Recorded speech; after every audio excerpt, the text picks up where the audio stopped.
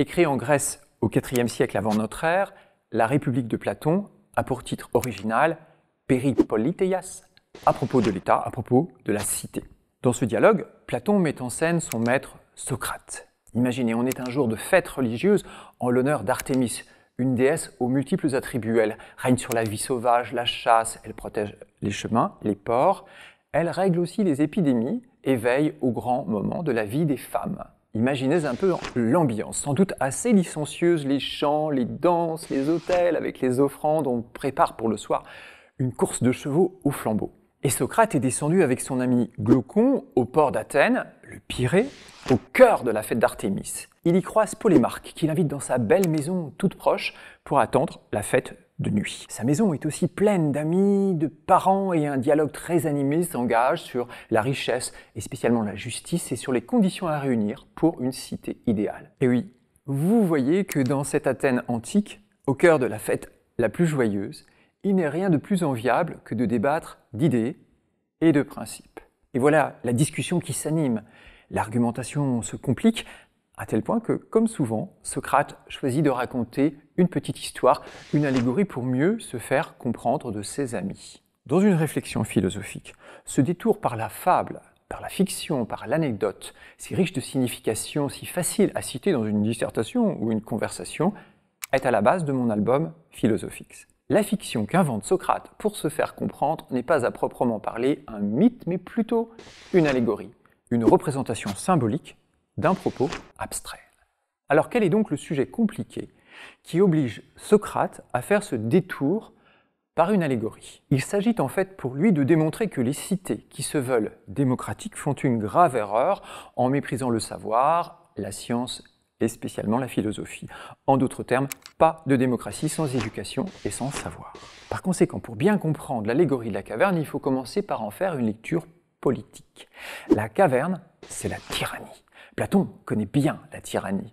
Dans sa jeunesse, il participa au gouvernement des 30 tyrans, dont les exactions le dégoûtèrent. Sans grand succès, il tenta aussi à 3 reprises de jouer au conseiller du prince, auprès du tyran de Syracuse, Denis Ier l'Ancien. Cette participation à la vie politique d'un des premiers philosophes est déjà en soi un très bon sujet de réflexion dans une dissertation dont le sujet pourrait être « Le philosophe a-t-il des leçons à donner aux politiques ?» Être philosophe, est-ce renoncer à changer l'ordre du monde ou le philosophe doit-il rester dans sa tour d'ivoire? L'allégorie de la caverne est sans doute la leçon de politique la plus importante qu'a pu donner Platon. Une leçon toute simple. Pour échapper à la tyrannie, il faut des citoyennes et des citoyens éclairés, éduqués, philosophes. Et c'est pour frapper l'imagination et convaincre de cette nécessité du savoir philosophique dans sa cité idéale que Platon raconte l'allégorie de la caverne. Et il faut convenir qu'il frappe très fort avec cette horrible histoire de prison collective.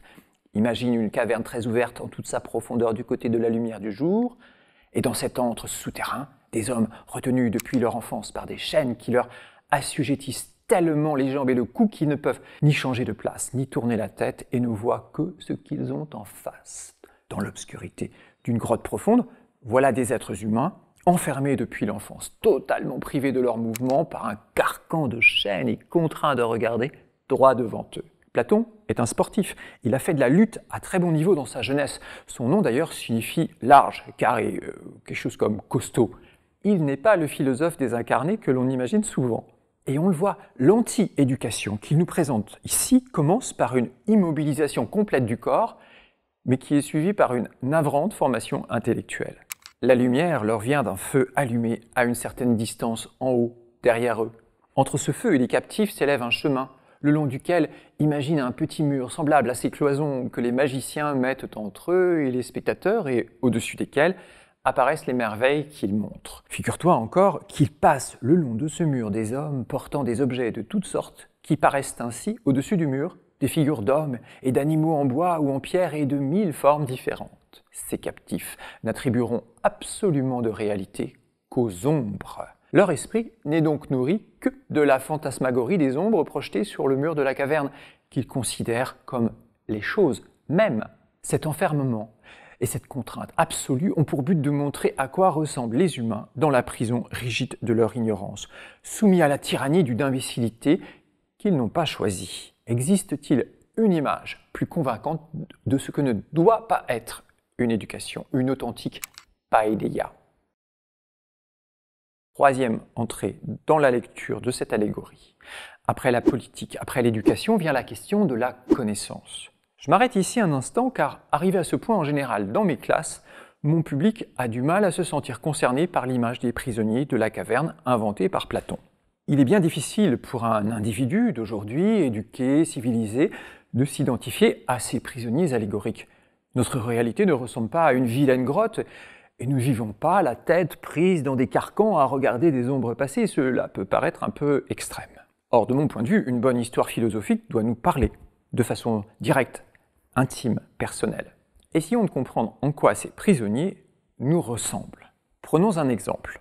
Puisque Platon, par l'intermédiaire de Socrate, met l'idée de justice au centre de sa réflexion pour bâtir une cité idéale, permettez-moi de vous pousser à vous interroger sur votre connaissance de la justice. Comment s'est-elle construite?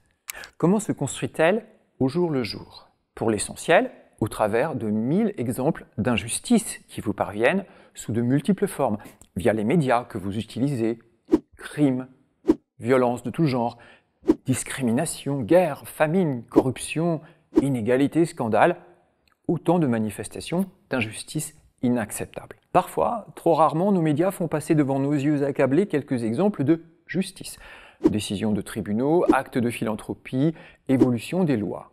Ombre que tout cela, si je reprends l'allégorie platonicienne, ces faits divers, ces événements passent devant vos yeux et ne sont que des exemples, des formes transitoires, contingentes, des manifestations qui touchent bien souvent notre sensibilité plus que notre intelligence. Dites-moi en effet à quel moment avez-vous fait l'effort à titre individuel et collectif de vraiment fonder rationnellement l'idée de justice, de faire cet effort de connaissance pour parvenir à une vérité absolue de ce qu'est la justice. Tout comme cette humanité allégorique enchaînée dans sa caverne, abreuvée du flot des représentations, nous sommes nous aussi réduits à une imbécilité collective, soumis au flot des images, des fake news, des informations fragmentaires, tant que nous ne remontons pas à la source des idées, à l'essence des choses. Alors vous sentez-vous d'un coup un peu plus proche de ces prisonniers de la caverne? N'en sommes-nous pas tous et toutes un peu sœurs et frères? Mais pourquoi cet entêtement à ne jamais vraiment dépasser le champ des événements, du sensible, des phénomènes, à rester dans l'ignorance? Tout d'abord, soulignons la dimension très symbolique de cette caverne. Les spécialistes de Platon estiment qu'il faut y retrouver l'influence d'un grand penseur qui a beaucoup inspiré l'auteur de la République, Pythagore, que la légende loge pendant une partie de sa vie dans une grotte, à Samos. On peut d'ailleurs encore la visiter. La grotte pythagoricienne a quelque chose de matriciel. Elle symbolise l'humanité encore dans l'enfance, dans l'illusion enchantée de ses sens. Il y a quelque chose de rassurant et confortable à rester dans cette ignorance. Mais ensuite, cette humanité, encore dans l'enfance, ne semble guère aider pour grandir et s'éduquer. C'est à partir d'ici que l'allégorie de la caverne prend sa dimension de critique politique, avec un petit air de complotisme qui la rend très actuelle. Vous vous souvenez, Platon a eu l'expérience violente de la tyrannie dans sa jeunesse. Dans le texte grec, Platon écrit que ces gens dans la caverne sont enchaînés, soulignant la paralysie qu'on leur impose. To desmoterion. To desmos, ça signifie le lien, la chaîne. Implicitement, les seuls à pouvoir les avoir enchaînés, ce sont les montreurs d'ombres qui sont derrière eux. Ces personnes qui projettent les ombres m'ont toujours beaucoup intrigué. Regardez comment Adam, l'illustrateur de Philosophix, les a représentés. Platon les désigne comme tois thaumatópois, qui signifie exactement des magiciens ou ceux qui font voir des choses merveilleuses. L'allégorie de la caverne annonce avec 2300 ans d'avance ce que firent par exemple les fascistes du XXe siècle en fascinant les foules grâce à la propagande et les mensonges haineux, combinant, comme ici dans la caverne, la séduction du spectacle et les pires contraintes. Platon invente ici une dystopie qui n'a rien perdu de son sens pour nous tous qui devons toujours continuer à conjurer les menaces du totalitarisme. Pour nous tous et toutes dont l'intelligence semble menacée par l'invasion des images qu'on peut vendre comme du temps de cerveau disponible. Vous me suivez bien alors dans mon analyse qui relie la question politique à celle de l'éducation et de l'éducation à celle de la raison. C'est effectivement ainsi que nous arrivons à la quatrième et dernière entrée pour bien comprendre l'allégorie de la caverne, le soleil de la raison. Supposons maintenant qu'on délivre ces prisonniers de leurs chaînes et qu'on les guérisse de leur erreur. Supposons qu'on détache un de ces captifs, qu'on le force sur le champ de se lever, de tourner la tête, de marcher et de regarder du côté de la lumière. Il ne pourra faire tout cela sans souffrir, et l'éblouissement l'empêchera de discerner les objets dont il voyait auparavant les ombres. Ce « on-là » qui délivre ces prisonniers et les oblige à se tourner vers la lumière, à votre avis, qui cela peut bien être? Il y a fort à parier que ce sont les philosophes. Rude tâche que de délivrer l'humanité du jeu des apparences, des formes, des spectacles. Écoutez comment Platon fait l'allégorie de cette délivrance. Si maintenant on l'arrache de sa caverne malgré lui et qu'on le traîne par le sentier rude et escarpé jusqu'à la clarté du soleil, cette violence n'excitera-t-elle pas ses plaintes et sa colère? Et lorsqu'il sera parvenu au grand jour, accablé de splendeur, pourra-t-il distinguer aucun objet que nous appelons des êtres réels? Regardez, il faut arracher l'individu à sa grotte, à sa caverne bien-aimée, à son enfermement, dans le confort des représentations. Il faut le traîner, lui faire violence. Il va se plaindre, se mettre en colère, souffrir, refuser ce qu'on lui montre. Ce n'est pas un chemin aisé de quitter le monde des représentations. Tout comme dans Matrix, pour Neo, il n'est pas facile de choisir d'avaler la pilule rouge pour quitter le monde virtuel. Cet arrachement, ce cheminement, cet aveuglement passager, et puis cette révélation constituent les étapes préalables d'une véritable éducation philosophique. Condition essentielle pour participer à la vie de la cité idéale. Pour Platon, cette initiation implique le corps, engage l'effort de tout l'être. Et symboliquement, sortir de la caverne ressemble à une naissance, vous ne trouvez pas? À une renaissance plutôt, à une libération aussi de nos aveuglements, de nos addictions, de nos enfermements. C'est Socrate lui-même qui rappelle dans Le Banquet, un autre dialogue de Platon, que l'âme de chaque être humain est enceinte et qu'elle désire accoucher, un accouchement qui ne peut se faire que dans la beauté.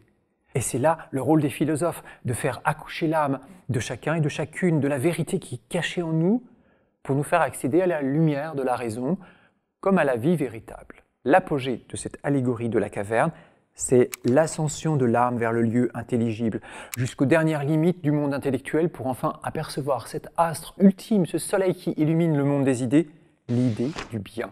Et tandis qu'autour du port du Pirée résonnent les percussions et les cris de la fête d'Artémis, la chasseresse, dans une boucle parfaite, Platon, par la bouche de Socrate, nous ramène à l'enjeu initial. À l'opposé d'une société vivant dans l'obscurité et se nourrissant de représentations illusoires, manipulées par des gens mal intentionnés, il peut y avoir une société parfaite, un gouvernement parfait, et les êtres qui en sont les parties vivent dans cette lumière parfaite du bien.